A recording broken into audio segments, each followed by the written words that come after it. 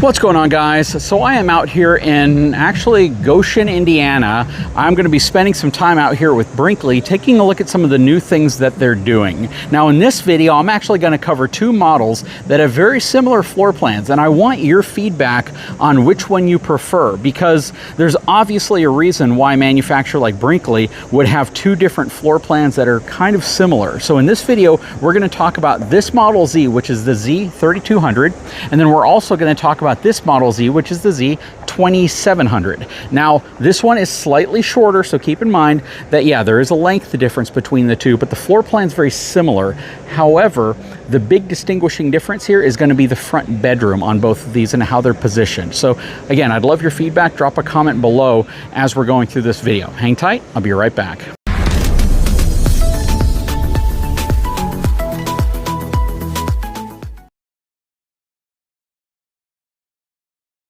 So the first thing I want to do is show you spec for spec, kind of the comparison based off of these diagrams they have here. So first, we're going to show you the pre-production preview of the Model Z2700.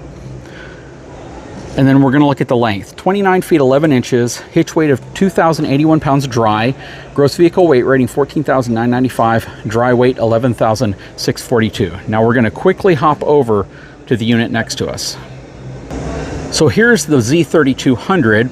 You can see different bed articulation. This is 34 feet 11 inches, 2,250 pounds worth of tongue weight because of that extra length over the front, 15,495 pound gross vehicle weight rating, and a dry weight of 12,476 pounds. Now, we're going to start in this unit, which is the longer unit, which has the east-west facing bed versus the north-south, and we're going to see exactly which one you prefer, and please drop a comment below and let me know.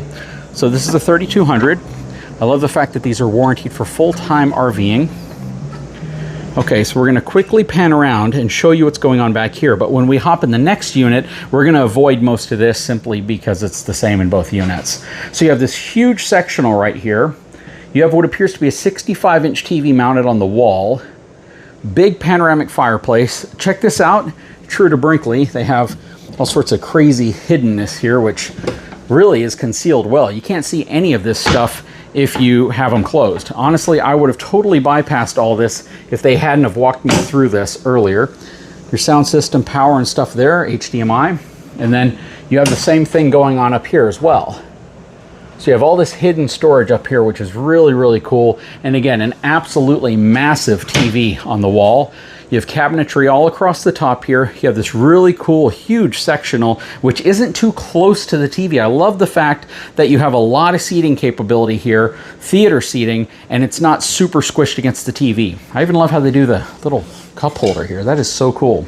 And then you have this really cool kind of desk dinette. I mean, it's a bunch of different things. You can pop this thing out, and then you can put a little leaf inside there, and it gives you the ability to convert this into all sorts of different types of seating arrangements. And it moves side to side, and just awesome. You have this enormous window right here.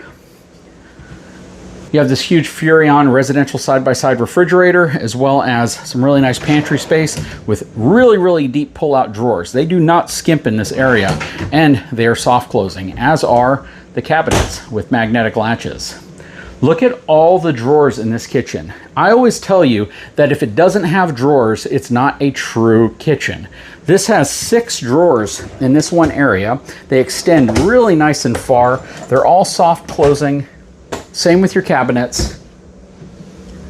Love the straining rack there over the tinted sink. Love this copper tone faucet as well, and this huge window, solid surface countertops. Lots of cabinetry above. It would have been nice to perhaps have, oh, I was going to say a shelf. So put a shelf like that in the middle of that one. I love the fact that it has a little bit of a radius to it, which makes it look really elegant. Flipping around this way, you have an island, right? So you have an island with the drawer right here. Of course, your Brinkley original paper towel holder, spot for 2 trash bins, GFCI outlet. You have more drawers right here. Big drawers, and I love another thing about these. Look how far these drawers come out, and they finish it off all the way to the end. They don't go cheap and put the end of the drawer right there. You have a really nice 3-burner gas stove oven combo. Then down here, another nice big deep drawer. You have your residential microwave, along with more storage above, as well as more storage right here. And then right here, you have a flip-up counter. So check this out. So the counter flips up, and it's actually really cool because it has a really cool kind of a soft opening feel to it. So now you have a countertop right here, which gives you a really, really large kitchen area, a lot of space so you can prep. That is really nice. Okay, so as we leave the kitchen area, we have your fuses and breakers right here. And in here, you have all your controls.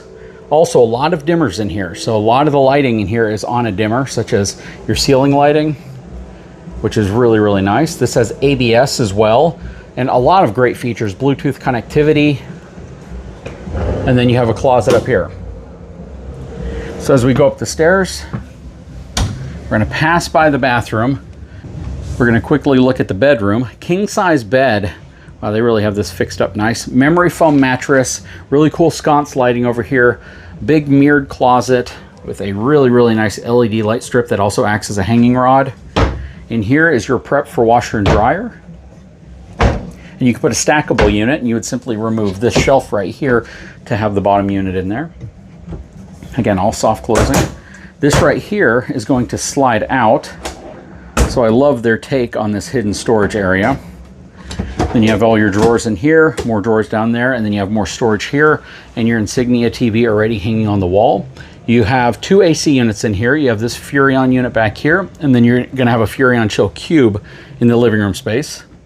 And then as we look into the bathroom, which has two entries, both from the main hallway and also right here, you have this really, really nice area here. This is beautiful how they've set this up. Solid surface countertops in here. You have a really nice mirror that's also backlit. The shower, Encore shower, 3 head shower sprayers along with a wand. And then you have a foot flush porcelain toilet as well. And then you're gonna have some storage in here along with your on-demand tankless water heater controls. And then you have a cool little toilet paper holder down here. Just really, really nice setup. They've done an excellent job in this Brinkley. Now, the part that we're gonna focus on real quickly is this bedroom. So this bed faces sideways, right? Instead of front to back, it faces sideways. And because of that, you get this really large closet up front, as well as a bit more room per se to get around the side of it to get on the bed. This right here is a very traditional bedroom that people would see in a fifth wheel. So what we're gonna do now is we're gonna hop straight over to the other unit, and I want your opinion on which one you like better. So whatever you're seeing right now on your screen, kind of hold that impression in your mind, and we're gonna quickly switch over to the other unit. All right, so the door actually swings out versus in, but this is what the bedroom looks like. Now there's one other subtle difference in the living room with the size of the sectional. It's a little smaller in this one, but this is the difference between a north-south facing bed versus the east-west that you just saw. So you have a small wardrobe slide over here, which is essentially acting as all of your wardrobe versus that big space at the end of the bed. And then you have your bed, which actually tucks up into the front cap. Now, I kind of made a bit of a mistake in talking about how easy the bed might be to get on versus this one. Now that I see this one again in person, I'm actually really close to the headboard. I feel this would be an easier bed to get on and off of because it's not inside of a slide box. But I'd love to know what your opinion is. How do you compare the two in terms of space? And then let me show you the sofa in here as well to show you the difference with that. So as you can see, there are a few differences. The sofa was larger and longer in the other unit. It had another pillow over here at the end, which means it was spaced further back from the TV. And then when you look at the cabinetry here, the pantry cabinet was actually right here next to the refrigerator. So the kitchen was also spaced out a little bit differently, even though you have the same desk space right here. So very similar floor plans, both rear kitchen living room floor plans. But what, in your opinion, would be the floor plan you would prefer? The Z3200 or the Z2700. This unit right here is roughly 4 feet, 3.5, 4 feet shorter than that unit. And for what you're sacrificing in terms of the sectional, the bedroom, and maybe some of the kitchen cabinetry, is that a big enough deal to you? Please let me know. Anyways, guys, I sure hope you enjoyed this video. If you haven't had a chance, please take a moment, subscribe to the channel, give me a thumbs up, and we'll talk to you again very soon.